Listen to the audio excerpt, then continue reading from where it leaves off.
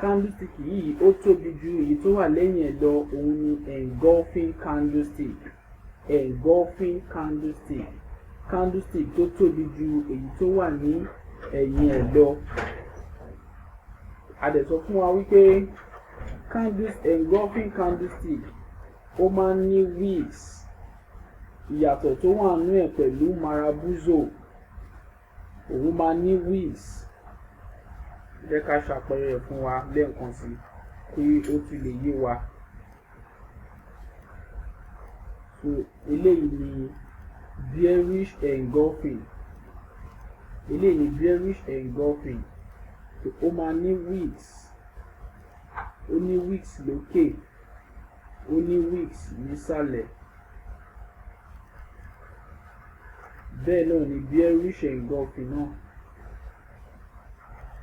Òun náà máa ní wicks, òun náà máa ní wicks lókè. A sọ fún wa pé wicks yìí a lè tún pè ní shadow. Èyí tó wà nísàlẹ̀ a lè sọ pé lower wicks tàbí ká sọ pé lower shadow. Èyí tó wà lókè a lè pè ní upper wicks tàbí ká sọ pé upper shadow. Gbogbo ara tí à ń rí tó ní àwọ̀ blue àti red yìí òun ni body. A sọ fún wa wípé candlestick tó jẹ́ bullish ó máa open láti ìsàlẹ̀, ó máa close níbi òkè yìí. Òkè ibi tí àwọn wicks yìí wà, wicks tó wà lókè yìí, òkè ibi tó dé tó ga jùlọ yìí òun ni à ń pè ní high. Tìsàlẹ̀ là ń pè ní low.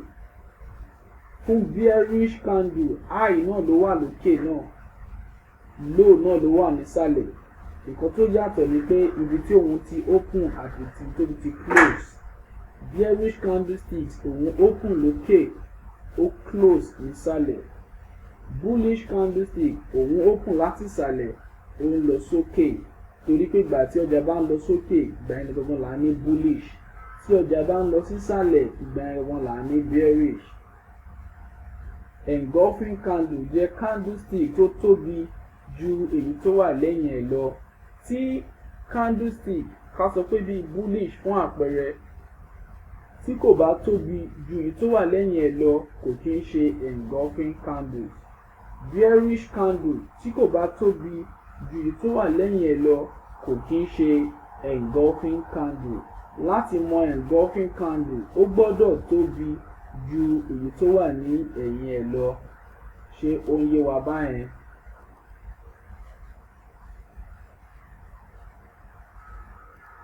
Ṣé ó ń yé wa? Ẹ jọ̀ọ́ sà, hello sà. Hello sà. Sọ̀rọ̀ nípa marabuzo candlestick. A sọ̀rọ̀ nípa marabuzo candlestick. Mo sọ fún ẹ pé marabuzo candlestick wà tó jẹ́ wípé ìgbà míì wà tí ó máa ń kéré, ìgbà míì wà tí ó máa ń tóbi. Ṣùgbọ́n báwo wá ni a ṣe wá ń dá marabuzo candlestick mọ̀? Láti dá marabuzo candlestick mọ̀ ó ní ṣe pẹ̀lú wípé kò ní wicks. Ìyàtọ̀ tó wà nínú ẹ̀ pẹ̀lú engulfing candle òun lélẹ̀.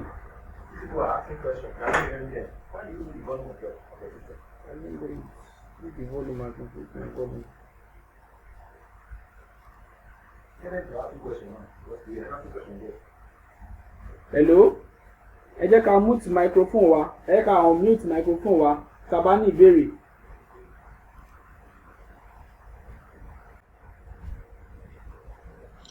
Hello sà, ìbéèrè wà sà. Ṣé ẹ ń gbọ́ mi sà? Hello sà.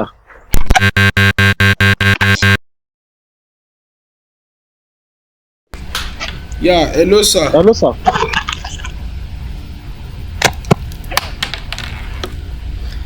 Hello, a ní ìbéèrè àbí? Ẹ jẹ́ ká béèrè. Bẹ́ẹ̀ni sà. Bẹ́ẹ̀ni sà. Ẹ béèrè sí. Engulfing candle yẹn sà. Ṣé ẹ gbọ́ mi sà? Mi ò gbọ́ yín. Engulfing candle yẹn dẹ̀ explain fún wa nísìnyí. Bẹ́ẹ̀ni.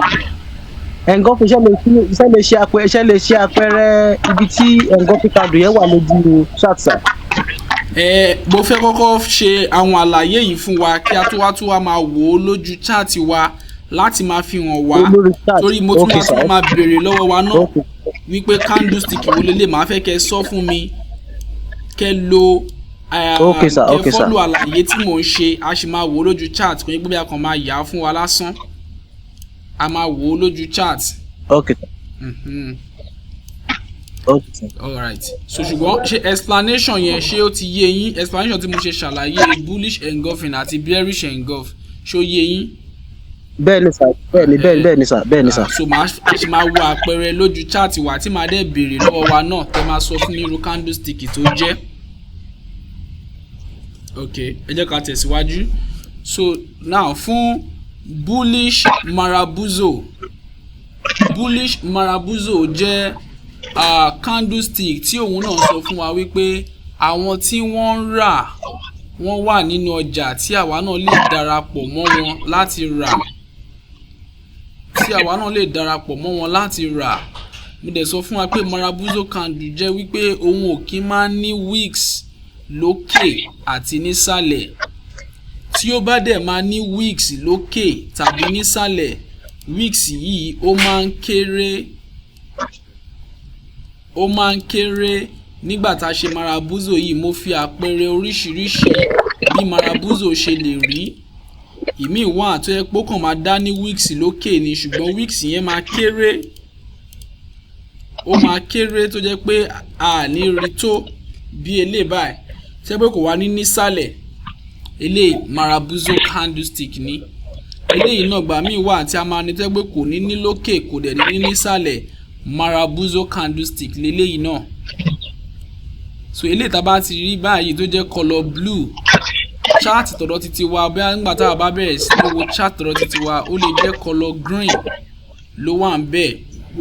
Mr. Kazeem, mute mic ni, Mr. Kazeem. So ó lè jẹ́ wípé bóyá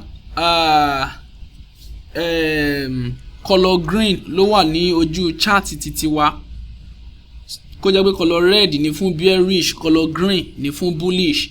Color yẹn kò matter. Tó bá ti jẹ́ pé bullish color ló jẹ́ green lọ́dọ̀ yín, bullish náà ni. Ẹ má sọ wípé eléyìí má ti yàtọ̀ sí èyí tí wọ́n fi ṣàlàyé fún wa, nǹkan kan náà ni à ń sọ. Kódà àwọn color yìí a tún lè yí padà sí tó bá ṣe wùn wá sí. Tá bá wò pé bóyá èmi mo ṣèyàn kan tó fẹ́ràn color blue àti red, mo fẹ́ràn black àti yellow, a lè change color yìí, a lè change ẹ̀ sí yellow àti black tó bá jẹ́ pé nǹkan tí a fẹ́ràn nìyẹn. So yẹ ká tẹ̀síwájú. So bullish marabuzo òun náà sọ fún wa wípé àwọn tí ó ń rà wọ́n wà nínú ọjà tí àwa náà lè darapọ̀ mọ́ wọn láti rà. Àwa náà lè darapọ̀ mọ́ àwọn tí wọ́n ń rà pẹ̀lú nǹkan tí. Hello sir. Hello ma. Yes sir, tí kọ́lọ̀ tẹ sọ́nsìn sir, òun ló jẹ́ kí n béèrè question ní àná ìjẹta. Wípé ṣé àwa là ń determine kọ́lọ̀ yẹn ni àbí ó kàn máa ń form fúnra rẹ̀? No. Àwa kọ́ ni à ń determine kọ́lọ̀. Kọ́lọ̀ tí a bá ti fi chart wa sí, a lè change kọ́lọ̀ yìí tó ṣe wùn wá, as in design ẹ̀ tá yẹ fẹ́ set ẹ̀ up. Lójú chart ọ̀rọ̀ mi bí báyìí sin a rí pé blue àti red ni. Ṣùgbọ́n candlestick tó bá fẹ́ form lọ́wọ́, tó bá ń jẹyọ lọ́wọ́, àwa kọ́ la máa determine pé blue ni ó gbọ́dọ̀ jẹ́ àbí red ni ó gbọ́dọ̀ jẹ́, àwa kọ́. Bí transaction bá ṣe ń lọ nínú ọjà, òun ló máa determine nǹkan tí candlestick yẹn máa padà jẹ́. Ó lè jẹ́ red, ó lè jẹ́ blue, torí pé méjì yìí lèmi ń lò lójú chart mi ń bí. Tí a bá gbé sí chart mi, ẹlòmíì lè máa lo black àti yellow, ṣùgbọ́n kò sọ pé bóyá ẹni yẹn ní agbára láti sọ candlestick tó fẹ́ jáde tó ẹ̀ṣẹ̀ fẹ́ form lọ́wọ́, ẹ̀yàn ò ní agbára láti sọ pé color red ló máa jẹ́ àbí color blue ló máa jẹ́. Ṣé ó ń yé wa báyẹn? Ṣùgbọ́n a lè change color yìí tó bá pa wò pé bóyá mo ò fẹ́ràn àwọ̀ red, ó máa ń dẹ́rù bà mí, jẹ́ kí n fi sí black, a lè change ẹ̀ sí black. So gbogbo chart yẹn náà máa, gbogbo ibi tí red wà yìí ó máa change sí black. Ṣùgbọ́n kò ń ṣe àwa ni a ní agbára láti sọ wípé bóyá nǹkan tó bá fẹ́ ṣe lọ́wọ́ yìí black ni kó jẹ́ àbí yellow ni kó jẹ́, a ní agbára ìyẹn. Candlestick máa ń change ní gẹ́gẹ́ bí ọjà ṣe ń lọ. bí ọjà ṣe ń lọ. Òun ni mo fi ṣe àpẹẹrẹ fún wa wípé tí àwa bá ṣí chart tọ̀dọ̀ títí wa, bóyá nígbà tí àwa náà bá bẹ̀rẹ̀ sí ní ṣí chart wa, ó lè jẹ́ color green àti red ló wà ńbẹ̀. Nǹkan tó wà ńbẹ̀ ni pé ká mọ̀ èyí tó sọ fún wa wípé ṣé bullish ni color green, ṣé bearish ni color red. Tí a bá ti mọ̀ méjèèjì yìí, a ní ṣòro kankan mọ́. Ká kàn ti mọ̀ candlestick yìí tó jẹ́ pé color ẹ̀ jẹ́ fún bullish, ká dẹ̀ mọ̀ candlestick tó jẹ́ pé color ẹ̀ jẹ́ fún bearish. Tá bá ti mọ̀, a máa lè interpret nǹkan tí market bá ń ṣe. Tá bá ti rí bullish engulfing àti mọ̀ nǹkan tó ń sọ fún wa, yálà bóyá color tí oníkálukú wa lè fi ní ojú chart wa. Èmi lè lo eléyìí. Ẹ jẹ́ kí n sáré kọ́kọ́ fi àpẹẹrẹ kò sí chart yẹn rí báyìí. Mo fẹ́ fi àpẹẹrẹ chart kan hàn wá ni tó jẹ́ pé kò kí ń ṣe red àti blue. Nǹkan tá fẹ́ mọ̀ ni wípé èwo ni bullish candle ńbẹ̀, èwo ni bearish candle. Tá bá ti mọ̀ èyí tó jẹ́ bullish candle, tá dẹ̀ tún ti mọ̀ èyí tó jẹ́ bearish candle, kò sí nǹkan tí a tún fẹ́ máa fòyà fún. Nǹkan tó wà ńbẹ̀ ni wípé mo mọ̀ nǹkan tí bullish engulfing ń sọ, mo mọ̀ nǹkan tí marabuzo ń sọ, bó ṣe bullish ni àbí bearish. Tí bá ń rí pin bar àbí shooting star, mo mọ̀ nǹkan tí wọ́n ń sọ fún mi. Ṣé àlàyé yẹn ṣé ó ti yé wa báyẹn? Ó ti yé mi sir. Ẹ ṣé. So ẹ jẹ́ ká tẹ̀síwájú. So marabuzo candle, bí marabuzo candle ṣe jẹ́, òun ni mo ti ṣàlàyé fún wa. So ní kíláàsì wa tí a wá lò tán ní ọjọ́ méjì sẹ́yìn, ìyẹn ní on the 18 December oṣù tí a wà yìí, a sọ̀rọ̀ nípa pin bar àti shooting star. So fún àǹfààní àwọn tí wọ́n ò sí níbẹ̀ ní ọjọ́ náà, àǹfààní tún lè léyìí fún wa láti tún fi gbọ́ dáadáa. Kó má ṣe wípé bóyá a máa sọ wípé mo dẹ̀ ti mi wá sí class òkìní yóò wá yé mi o. So báyìí sí a fẹ́ tún gbéyẹ̀wò pin bar. Mo sọ fún wa wípé pin bar, láti dá pin bar mọ̀, pin bar ó máa ń ní wicks. Ó máa ní wicks tó gùn nísàlẹ̀. Wicks tó gùn òun ló máa ní nísàlẹ̀. Ó máa wá ní díẹ̀ lókè. Ó dẹ̀ máa ní body tí kò tóbi jù.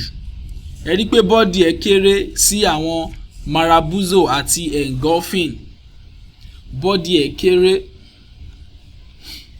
So eléyìí ni a fi ń dá pin bar mọ̀. Táwa náà bá wò, a máa rí pé ó dàbí pin, iye pin tí wọ́n máa ń lò ní ọ́fíìsì.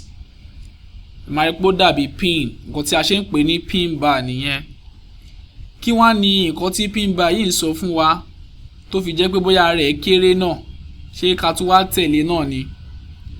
Pin bar yìí ń sọ fún wa wípé a lè rà. Kí nìdí tó fi wọ́n sọ pé a lè rà? Torí wicks tó ní nísàlẹ̀ tó gùn.